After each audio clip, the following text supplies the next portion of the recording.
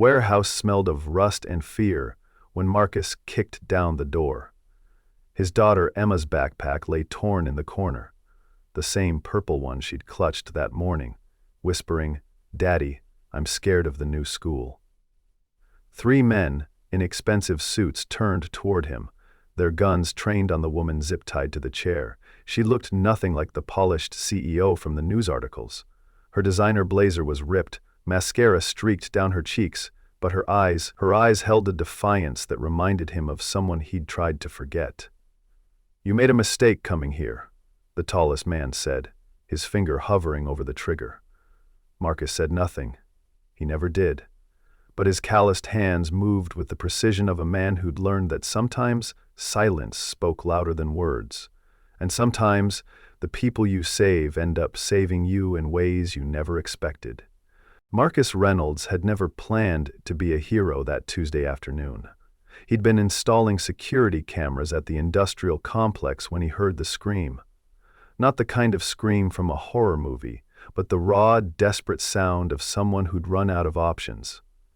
His work truck was still running outside, Emma's math homework scattered across the passenger seat where she'd left it that morning. The sound came again, muffled but unmistakable, from the abandoned warehouse at the end of the row. Most people would have called 911. Marcus wasn't most people. 8 years in Army Special Forces had taught him that sometimes waiting for help meant watching people die.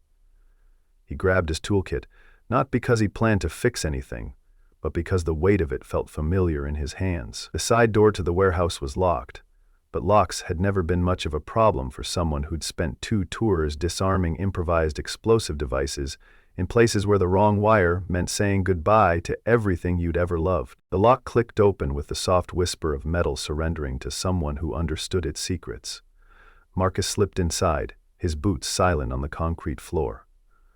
The warehouse stretched out before him like a cathedral of rust and shadows, broken windows casting geometric patterns of late afternoon light across the floor. The woman was tied to a metal chair in the center of the space, surrounded by 3 men who looked like they'd stepped out of a corporate boardroom and into a crime thriller. The tallest one, gray hair, expensive watch, the kind of calm that came from never having to worry about rent, was speaking into a phone. "No, the transfer hasn't gone through yet. She's being stubborn." The woman in the chair lifted her head, and Marcus caught sight of her face. Elena Blackwood. He'd seen her picture in the newspaper just last week. Something about her tech company breaking ground on a new headquarters downtown. Strange how newspaper photos never captured the steel in someone's eyes, or the way fear could strip away all pretense and leave only the core of who someone really was. Emma's purple backpack lay forgotten in the corner, and Marcus felt something cold settle in his chest. This wasn't random. These men hadn't just grabbed the first wealthy woman they could find. They'd chosen her specifically, brought her here specifically, and somehow his daughter's belongings had ended up as collateral damage in whatever game they were playing. The math was simple. Get the woman out, make sure Emma stayed safe, and figure out the rest later. Marcus had learned patience in places where moving too fast meant never moving again. He circled the warehouse's perimeter, counting exits, noting sight lines, cataloging every piece of cover between him and the men with guns. The element of surprise was his only advantage, and surprise was a fragile thing that shattered the moment you misused it. He'd get one chance to do this right, one chance to make sure Emma still had a father when the school bus dropped her off in 3 hours. The tall man finished his phone call and turned back to Elena. "Your board of directors is getting impatient, Miss Blackwood. The longer you delay this transfer, the more unpleasant this becomes for everyone involved." Elena's laugh was sharp enough to cut glass. "You think I built a company worth $800 million by caving to pressure from men in cheap suits?" The man's jaw tightened. "These suits cost more than most people make in a year. Then you got robbed twice," Elena shot back, and Marcus almost smiled despite the circumstances. The moment came when the shortest of the 3 men stepped away to check the perimeter. Marcus moved like water, silent and fluid, crossing the open space in heartbeats. His arms snaked around the man's throat, cutting off his air before he could cry out. The man struggled for exactly 7 seconds before going limp. Marcus lowered him to the ground and liberated his weapon, a 9mm Glock that felt familiar in his hands. The remaining two men realized something was wrong when their partner failed to report back. "Davis?" the tall one called out, his voice echoing in the vast space. "Davis, respond!"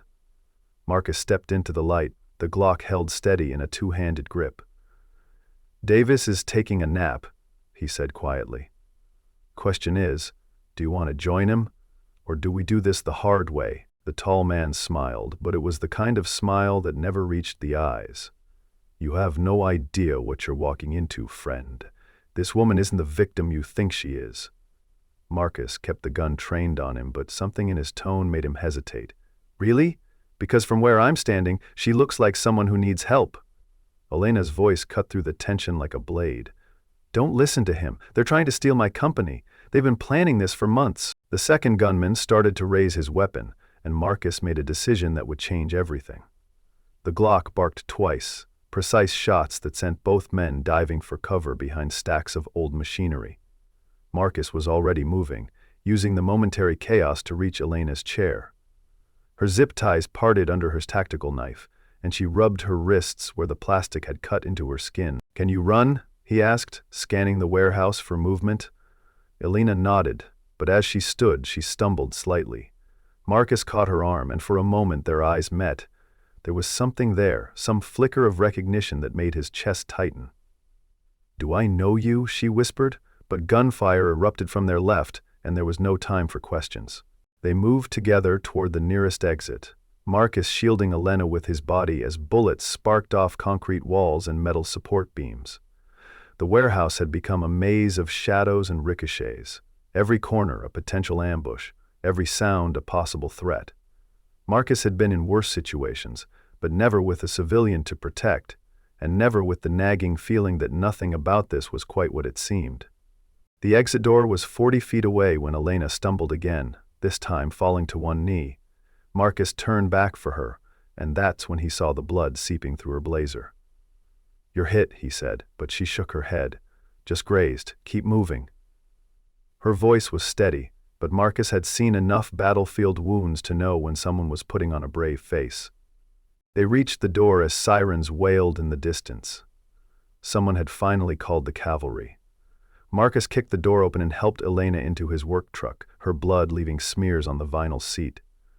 As he started the engine, she turned to him with eyes that seemed to hold more than they should. "Thank you," she said softly. "You saved my life." Marcus put the truck in gear and pulled away from the warehouse, but he couldn't shake the feeling that saving Elena Blackwood's life was going to complicate his own in ways he couldn't yet imagine. 3 days later, Marcus was drinking his morning coffee when the knock came at his apartment door. Emma was still asleep, her math homework finally finished and neatly stacked on the kitchen table next to her cereal bowl. The knock came again, soft but insistent, and Marcus opened the door to find Elena Blackwood standing in his hallway, looking nothing like the woman he'd pulled from that warehouse chair. Gone was the torn blazer and smeared makeup. In their place stood someone who belonged on magazine covers. Tailored coat, perfect hair, shoes that probably cost more than Marcus made in a month.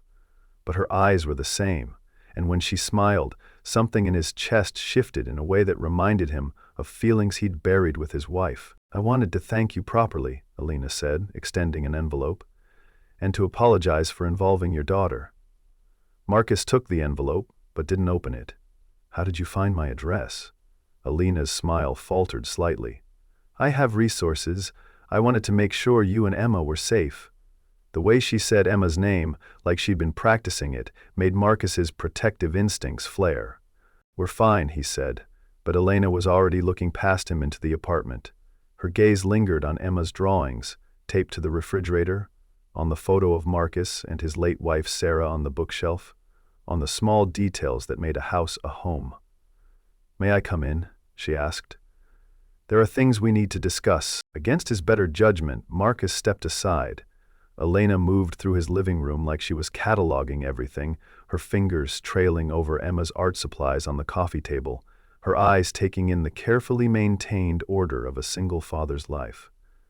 She stopped at the photo of Sarah, studying it with an intensity that made Marcus uncomfortable. "Your wife was beautiful," Elena said softly. "When did she pass?" Marcus felt the familiar tightness in his throat. 4 years ago. Cancer. Elena nodded, her fingers still hovering near the photo. "Emma looks like her." It was true. Emma had inherited Sarah's dark hair and quick smile, though she'd gotten Marcus's stubborn streak and tendency to ask too many questions. Emma chose that moment to wander into the living room, rubbing sleep from her eyes and wearing pajamas decorated with cartoon astronauts.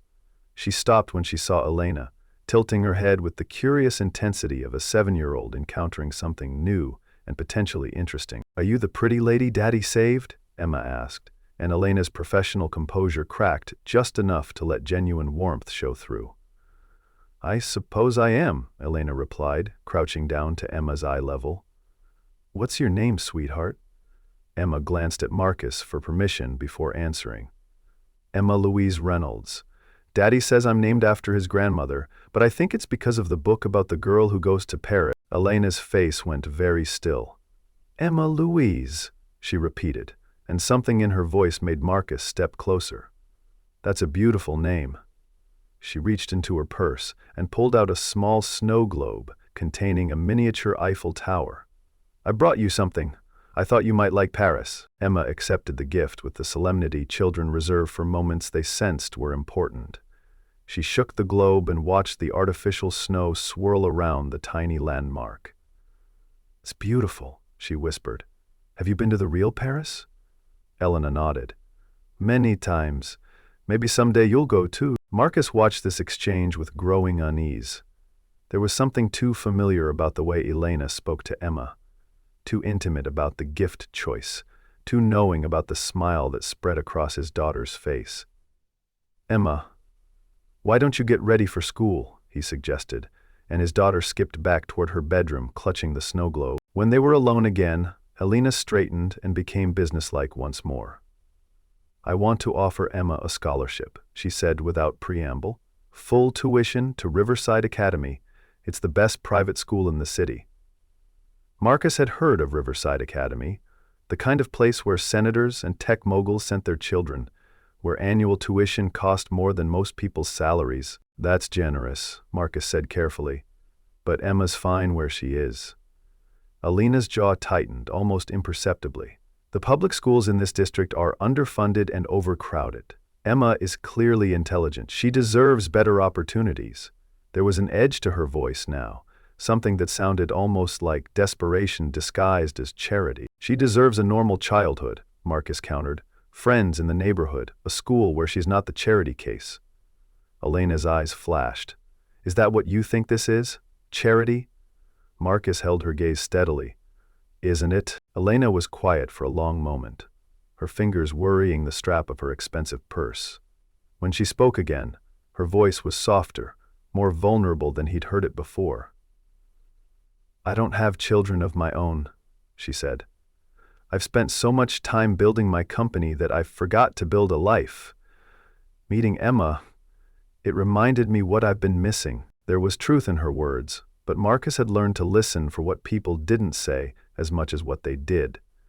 "So this is about you feeling better about your choices?" Elena's cheeks flushed. "That's not fair." Marcus shrugged. "Fair or not, it's honest. Emma doesn't need saving, Miss Blackwood. She's got everything she needs right here." Elena looked around the modest apartment again, taking in the second-hand furniture and carefully budgeted life of a construction worker raising a daughter alone. "Does she?" she asked quietly. "What happens when she wants to go to college? What happens when she dreams bigger than this neighborhood can support?" The question hit Marcus where he was most vulnerable, in his fears about whether he was enough for Emma, whether love and presence could compensate for the opportunities money could buy. But he'd learned not to let uncertainty show as weakness. "We'll figure it out when the time comes," he said. "We always do." Elena gathered her things to leave, but at the door she turned back. "I'm not going away, Marcus. Emma deserves to know she has options." The way she said it sounded less like a promise and more like a warning, and Marcus found himself wondering what he'd really rescued from that warehouse, and what it might cost him to find out. That evening, as Emma chattered about her day over mac and cheese from a box, Marcus found himself studying his daughter's face in a new light. The dark hair that reminded him of Sarah, the quick intelligence in her eyes, the way she hummed while she ate. All familiar pieces of the puzzle that was his world. But Elena's visit had introduced new questions, uncomfortable possibilities that made him wonder if the picture he'd built of his life was missing crucial pieces. "Daddy," Emma said, looking up from her homework, "why did the pretty lady know I like Paris? I never told her about my book." Marcus felt something cold settle in his stomach. Emma's favorite book was a picture story about a little girl exploring Paris with her aunt, a book Sarah had read to her countless times before the cancer made reading impossible. It wasn't the kind of detail a stranger would guess. "Maybe lucky guess, sweetheart," Marcus said, but even as the words left his mouth, he knew they weren't true. Elena Blackwood was hiding something, and Marcus was beginning to suspect that whatever it was going to turn his carefully constructed world upside down. The question was whether he'd be able to protect Emma from the fallout, or if protecting her meant keeping Elena close enough to figure out what she really wanted. 2 weeks passed before Elena appeared again, this time at the construction site where Marcus was installing a security system for a downtown office building. She wore jeans and a wool coat, looking more human than corporate, and she carried 2 cups of coffee from the expensive place across the street. Marcus accepted the coffee warily, aware that his co-workers were watching with undisguised curiosity. "Walk with me?" Elena asked, and Marcus found himself falling into step beside her, hard hat tucked under his arm, tool belt heavy around his waist. They walked to a small park overlooking the river, where office workers ate lunch on benches and joggers traced paths between bare November trees. "I've been thinking about what you said," Elena began, settling onto a bench and wrapping her hands around her coffee cup. "About Emma not needing saving." Marcus sat beside her, leaving careful space between them. "And?" Elena was quiet for a moment, watching a jogger stretch against a tree. "You're right. She doesn't need saving, but maybe I do." The admission hung between them like a bridge Marcus wasn't sure he wanted to cross. "From what?" Elena's laugh was bitter. "From myself, mostly. From a life that looks perfect from the outside but feels empty from the inside." She turned to face him, and Marcus was struck again by the sadness that lived behind her carefully maintained composure. "That warehouse," she continued, "when those men had me tied up, all I could think about was how if I died right then, who would even miss me? My board would replace me within a week, my employees would move on. There's no one in my life who would grieve for Elena the person instead of Elena the CEO." Marcus sipped his coffee, tasting the difference between this expensive blend and the instant coffee he made at home. "So what changed?" Elena smiled, and for the first time it reached her eyes. "Emma. When she looked at me, she didn't see a company or a bank account. She saw someone her daddy saved, someone worth saving. Do you know how long it's been since someone looked at me that way?" The vulnerability in her voice was real, but Marcus had learned to be cautious of people who wore their pain like armor. "And you think spending time with my daughter is going to fix whatever's broken in your life?" Elena shook her head. "I think maybe we could fix each other." Before Marcus could respond, Elena's phone buzzed. She glanced at it and her face went pale. "I have to go," she said, standing abruptly. "There's been a development with the warehouse situation." Marcus stood too, his protective instincts flaring. "What kind of development?" Elena was already walking away, her professional mask sliding back into place.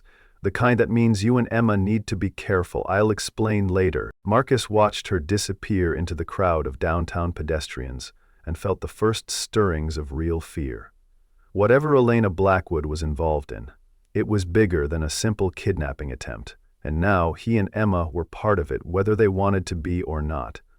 The coffee she'd bought him suddenly tasted bitter, and Marcus found himself wondering if the woman he'd saved was about to become the woman who destroyed everything he'd worked to build. That night, Marcus double-checked every lock in his apartment and made sure Emma's bedroom window was secured.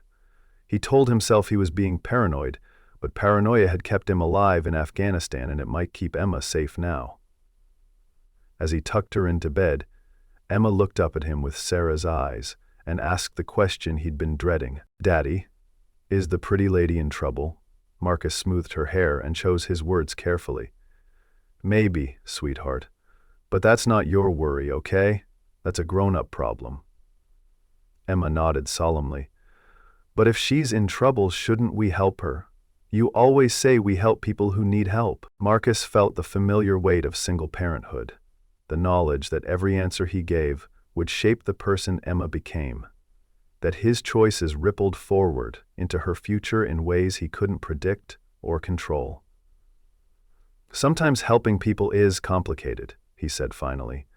"Sometimes the best way to help someone is to keep yourself safe first." Emma considered this with the seriousness children brought to moral puzzles. "Like on airplanes, when they say put your own mask on first?" Marcus smiled, despite his worry. "Exactly like that." Emma yawned and snuggled deeper into her blankets.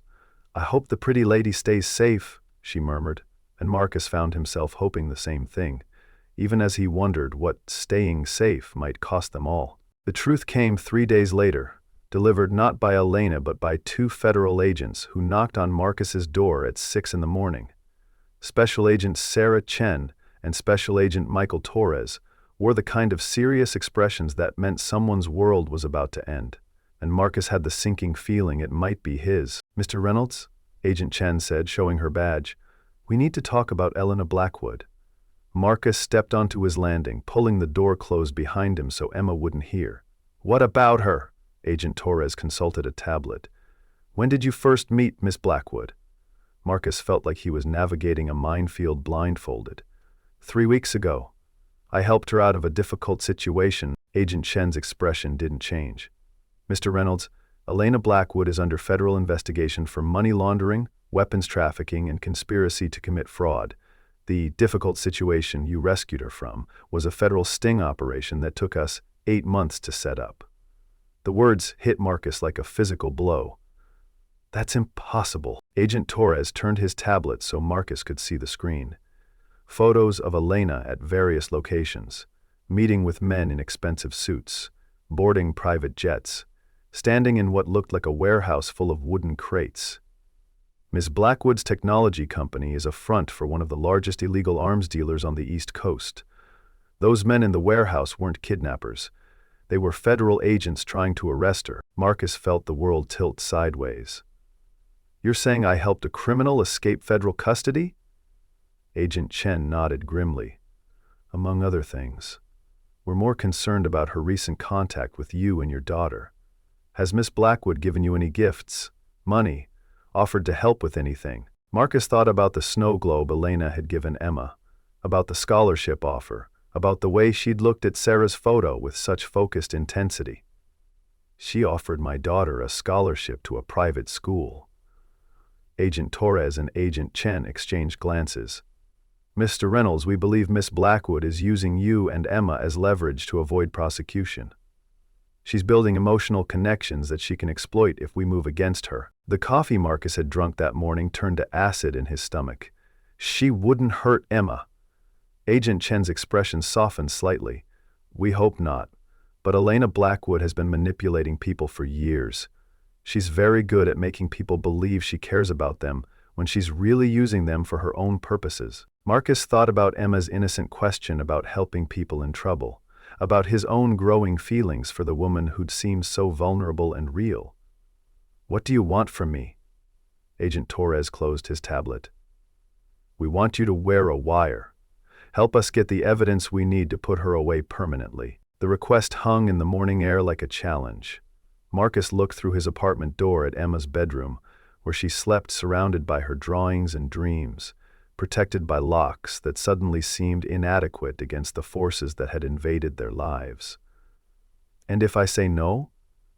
Agent Chen's voice was gentle but firm. "Then we arrest Elena Blackwood anyway, and you and Emma spend the rest of your lives looking over your shoulders, wondering when her associates might decide you know too much." Marcus closed his eyes and felt the weight of impossible choices. In Afghanistan, the enemy had worn uniforms and carried weapons you could see. Here, the enemy looked like salvation and spoke like hope. and the only way to protect what mattered most might be to betray someone who'd made him feel alive again for the first time in years. When he opened his eyes, Agent Chen was holding out a small electronic device. "Think about Emma," she said quietly. "Think about the kind of future you want her to have." Marcus took the wire and felt like he was trading his soul for his daughter's safety. But as Sarah used to say, being a parent meant making the hard choices so your children didn't have to. The wire was smaller than Marcus had expected, barely larger than a shirt button, and it nestled against his chest like a secret that burned with every heartbeat.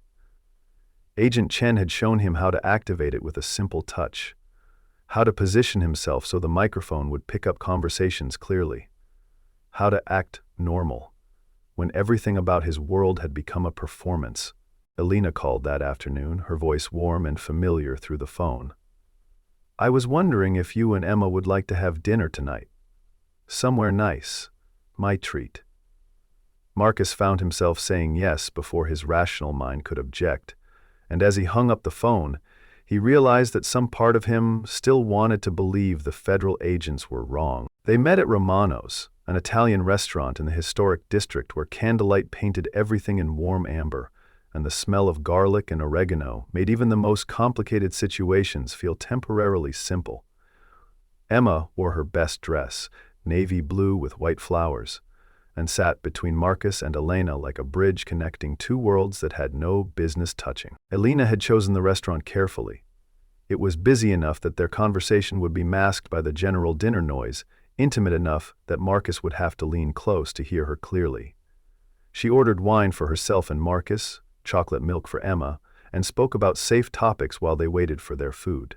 Emma's school, the weather, the construction project Marcus was working on downtown, but Marcus could feel the weight of unspoken words in every pause, could see calculations behind Elena's smiles. The wire against his chest felt like it was broadcasting his betrayal to everyone in the restaurant, and he found himself speaking too loudly to compensate for his discomfort. "Emma," Elena said as their appetizers arrived, "do you remember the story I told you about Paris?" Emma nodded enthusiastically, twirling pasta around her fork with the determined concentration of someone still mastering the mechanics of civilized eating. "About the little girl and her aunt?" Marcus felt something cold crawl up his spine. Elena hadn't told Emma any stories about Paris. The book about the little girl and her aunt was one Emma had owned since she was 3, one Sarah had read to her countless times. Elena was testing something, probing for reactions in a way that made Marcus's protective instincts flare. "I think you're confused," Marcus said carefully. "Emma's never heard that story from you." Elena's smile didn't waver, but something shifted in her eyes. "Of course. How silly of me. I must have been thinking of someone else." The way she said "someone else" made it clear she wasn't confused at all. As dinner progressed, Elena became more direct in her questioning. She asked about Emma's favorite foods, her bedtime routine, whether she had nightmares, whether she missed having a mother. Each question felt like a probe, and Marcus found himself deflecting as much as answering, trying to protect Emma's privacy while maintaining the facade that this was a normal dinner between friends. "You're very protective of her," Elena observed, cutting her chicken with surgical precision. "It's admirable. Not all fathers are so attentive." There was something in her tone that suggested personal experience, and Marcus found himself wondering about Elena's own childhood, about what had shaped her into someone who could build illegal empires while genuinely caring about a 7-year-old girl. Emma excused herself to use the restroom, and Elena immediately leaned forward, her voice dropping to barely above a whisper. "I need to tell you something, Marcus. About the warehouse, about who I really am." Marcus felt the wire burning against his chest and forced himself to remain calm. "I'm listening." Elena glanced around the restaurant, then back to Marcus. "Those men weren't kidnappers, they were federal agents." Marcus let surprise show on his face, though his heart was pounding with the knowledge that everything Elena said was being recorded. "Federal agents? Why would federal agents want to arrest you?" Elena's laugh was bitter. "Because I made some mistakes. some very costly mistakes that hurt people I cared about. She reached across the table and took Marcus's hand, her fingers cold despite the warm restaurant. But Marcus, you have to understand, everything I did to protect my family. To protect the people who mattered most to me. Marcus felt the pieces of a larger puzzle shifting in his mind. What family? You said you didn't have children. Elena's grip on his hand tightened. I don't, but I had a sister once. She was everything good about our family, everything I should have been. And when I lost her, I lost my way. Emma returned from the restroom, and Elena immediately released Marcus's hand and became animated and cheerful again. But Marcus had heard the pain in her voice when she talked about her sister, had seen the genuine grief that briefly replaced her careful composure. For the first time since the federal agents had revealed Elena's true identity, Marcus wondered if there might be more to the story than simple criminal ambition. After dinner, Elena walked them to Marcus's truck, Emma chattering between them about the tiramisu they'd shared for dessert. At the passenger door, Elena crouched down to Emma's level and pulled another small gift from her purse. A silver bracelet with a heart-shaped charm. For you, sweetheart, Elena said, fastening the bracelet around Emma's wrist. So you'll remember that some people care about you very much. Emma hugged Elena spontaneously, and Marcus saw tears gather in Elena's eyes before she blinked them away. As Marcus buckled Emma into her car seat, Elena touched his arm. I meant what I said about protecting family, she said quietly. Whatever happens next, remember that. She walked away before Marcus could respond, disappearing into the evening crowd like she'd never been there at all. On the drive home, Emma admired her new bracelet in the streetlight that filtered through the truck's windows.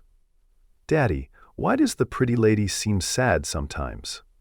Marcus glanced at his daughter in the rearview mirror, struck by her intuition. Sometimes grown-ups carry sadness about things that happened a long time ago. Emma considered this gravely. Like how you get sad when you look at pictures of Mommy. Marcus felt his throat tighten. Something like that, sweetheart. Emma was quiet for a moment, then said, I think the pretty lady misses someone important too. Marcus pulled into their apartment complex parking lot and turned off the engine, sitting in the sudden silence and wondering how a 7-year-old had managed to see something he'd missed. That underneath Elena's manipulation and criminal activities, there was genuine grief driving her actions. That night, after Emma was asleep, Marcus called the number Agent Chen had given him. It's done, he said when she answered. I got what you needed. Agent Chen's voice was professional, but not unkind. Thank you, Mr. Reynolds. We'll be in touch about next steps. Marcus hung up and stared at his reflection in the darkened kitchen window, seeing a man who'd betrayed someone's trust for what he hoped were the right reasons.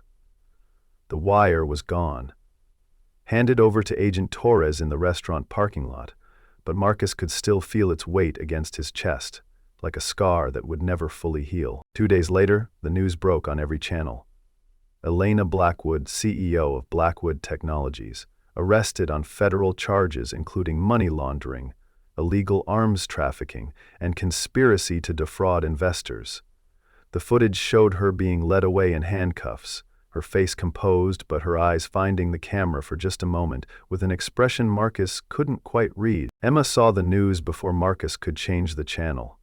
She stood in their living room, still wearing her school clothes, and pointed at the television with a trembling finger. Daddy?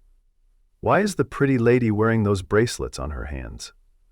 Marcus knelt beside his daughter and gathered her into his arms, feeling the weight of explanations he couldn't give, and truths he couldn't share. Sometimes grown-ups make mistakes, he said carefully, and other grown-ups have to help them understand that their mistakes hurt people. Emma's lower lip quivered. Is she going to jail? Marcus nodded, his throat tight. For a while, yes. Emma was quiet for a long moment, processing this with the gravity children brought to their first encounters with injustice. Can we visit her? She asked finally, and Marcus felt his heart break a little at the hope in her voice. I don't think so, sweetheart, but we can remember the good parts about knowing her. That night, Emma cried herself to sleep, clutching the silver bracelet Elena had given her. Marcus sat beside her bed in the dark, listening to her quiet sobs and wondering if protecting someone you loved always required breaking someone else's heart. The wire might be gone, but the weight of what he'd done settled into his bones like a permanent ache. The letter arrived 3 weeks later, delivered by a courier service that required Marcus's signature and identification.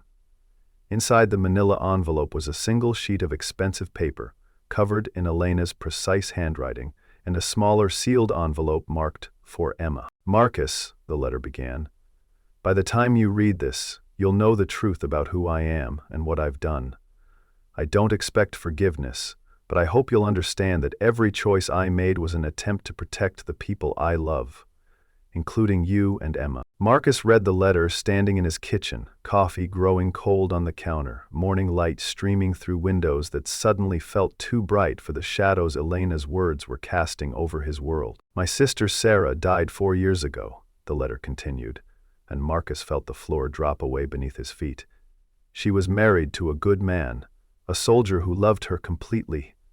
She had a daughter, my niece, who was 3 years old when cancer took her mother away. Sarah made me promise to watch over them, to make sure they were safe and provided for." Marcus read the words again, then a third time, his brain refusing to process what Elena was telling him. Sarah. His Sarah. Elena's sister. Emma's aunt. The woman he'd saved from federal agents was family. Family he'd never known existed. Family Sarah had never mentioned in all their years together. "I hired private investigators to find you after the funeral," Elena's letter continued. "But you'd moved, changed jobs, started over somewhere new. It took me 2 years to track you down, and by then you seemed to be doing well on your own. I told myself you didn't need my interference, that Emma was better off without the complications I would bring to your lives." Marcus sank into a kitchen chair, his hands shaking as he held the letter. Emma was getting ready for school in her bedroom, humming the same song Sarah used to sing while she made breakfast. The song Elena had somehow known without being told. "But I couldn't stay away," the letter continued. "I built my company thinking financial success would fill the hole Sarah's death left in my life, but money can't replace family. When I saw Emma for the first time, she looked so much like Sarah at that age that I nearly cried right there in the warehouse." Marcus thought about Elena's reaction to Emma, the gifts that seemed too specific to be random, the way she'd studied Sarah's photograph with such intensity. She hadn't been gathering information for manipulation. She'd been looking at her sister through the lens of years and regret. "I know you must hate me now," Elena's letter continued. "I know my criminal activities put you and Emma in danger, and I know you probably think everything between us was a lie. But Marcus, whatever else was false, my feelings for Emma were real. She's the best part of Sarah, combined with the best parts of you. She's everything good about our family, and I would do anything to protect her."